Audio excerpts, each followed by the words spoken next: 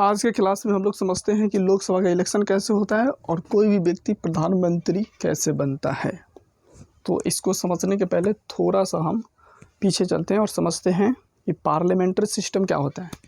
देखिए, हमारे जो फाउंडिंग फादर है जिन्होंने कॉन्स्टिट्यूशन लिखा, उन लोगों को कॉन्स्टिट्यूशन लिखते समय ये रियलाइज़ हुआ कि पार्लियामेंट्री सिस्टम इंडिया के लिए अच्छा है।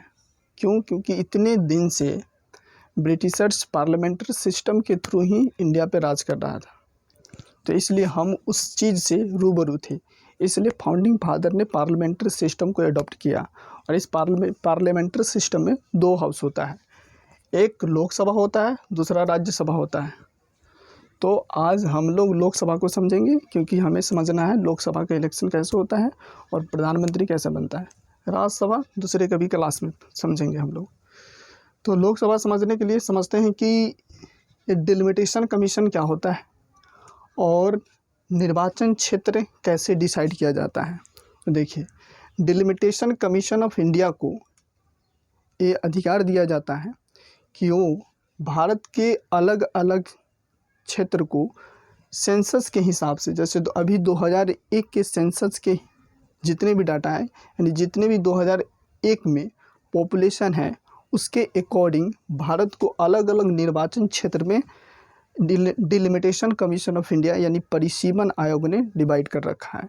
और वो डिवीज़न 543 डिवीज़न कर रखा है, यानी 543 लोकसभा निर्वाचन क्षेत्र डिलिमिटेशन कमीशन ऑफ इंडिया बना रखा है।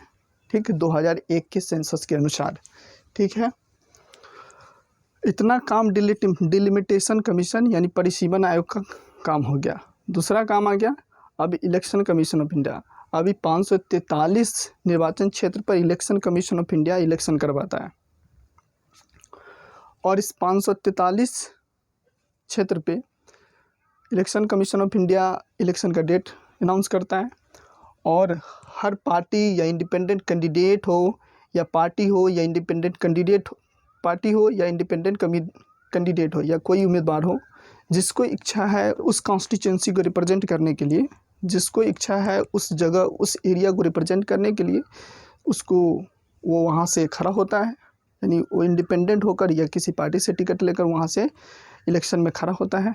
और उस क्षेत्र से जो व्यक्ति सबसे ज़्यादा वोट पाता है, यानी वोट पाता है, जो व्यक्ति को सबसे ज़्यादा वोट मिलता है उस व्यक्ति को इलेक्ट माना जाता है।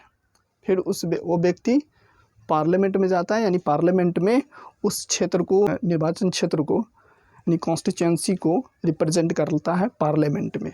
ठीक है, सो इसी तरह 543 पर्सन इलेक्ट होकर पार्लियामेंट में जाता है और उस क्षेत्र को रिप्रेजेंट करता है, यानी पूरे भारत को ये 543 लोग पार्लियामेंट में जाकर रिप्रेजेंट करता है, यानी कॉमन लोगों को रिप्रेजेंट करता है। लोकसभा के जितने भी मेंबर होते हैं, लोकसभा के जितने भी लोकसभा के जितने भी मेंबर होते हैं, यानी जितने भी एमपीज होते हैं। ठीक है, अब क्या होता है कि जितने भी कैंडिडेट जीत कर आए हैं पार्लियामेंट में, उस पार्लियामेंट में वही सरकार बना पाता है जिसको मेजॉरिटी सीट जीता रहता है। यानी जो पार्टी सबसे ज़्यादा सीट 543 में से सबसे ज़्यादा सीट जीतता है, उस पार्टी के लीडर को as a prime minister of India president साहब अपॉइंट कर देता है। और फिर प्रधानमंत्री के हिसाब से अलग अलग पर्सन को, उस पार्टी के लोग को, अलग अलग पर्सन को मिनिस्ट्रीज दिया जाता है। तो इलेक्शन कमीशन का काम ख़त्म हो गया, इलेक्शन करवाया, इलेक्शन का रिजल्ट अनाउंस किया और काम ख़त्म। अब उसके बाद पार्लियामेंट में जो भी मेजॉरिटी पार्टी है उस पार्टी के लीडर को प्रधानमंत्री बना दिया और प्रधानमंत्री जिस व्यक्ति को रिकमेंड किया उस व्यक्ति को एज अ मिनिस्टर अपॉइंट कर दिया प्रेसिडेंट साहब। ठीक है, चलिए उसके बाद क्या हुआ, अगर लेट सपोज कि किसी भी पार्टी को, यानी सब पार्टी मिलकर सरकार बनाएगी।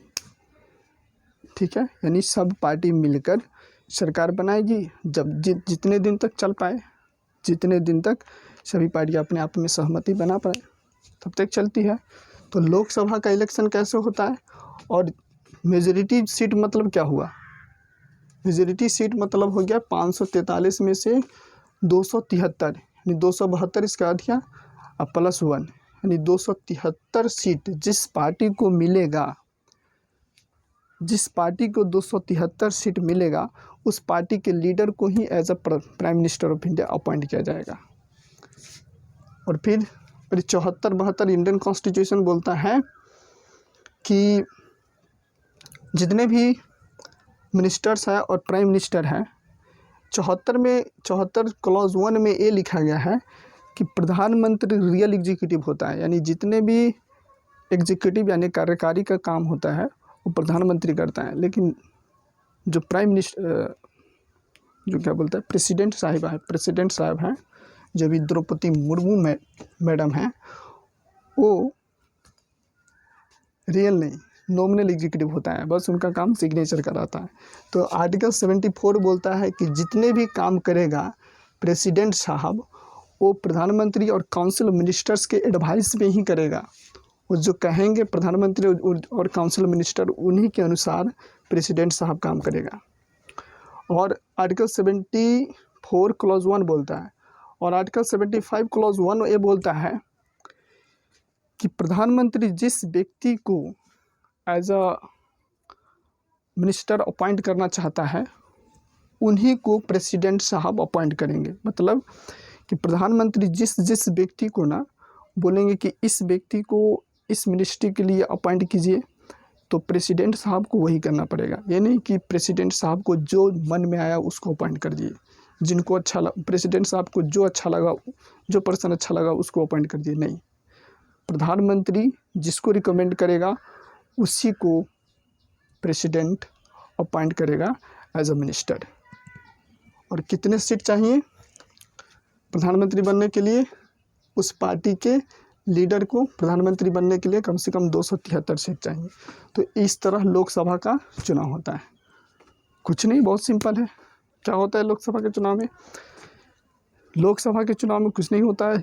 इलेक्शन कमीशन ऑफ इंडिया चुनाव करवाता है और 543 सीट है। 543 सीट पर से कोई भी व्यक्ति खड़ा हो सकता है। हम और आप बस 25 साल उम्र होनी चाहिए, इंडियन सिटीज़न है ही है, और जो रिप्रेजेंटेशन ऑफ पीपल एक्ट है उसके अधीन हम लोग डिस्क्वालीफाई नहीं है। जो भी व्यक्ति डिस्क्वालीफाई नहीं है वो इलेक्शन लड़ सकता है, बस इतना ही। तो बहुत सिंपल सी टॉपिक है कि लोकसभा का इलेक्शन कैसे होता है।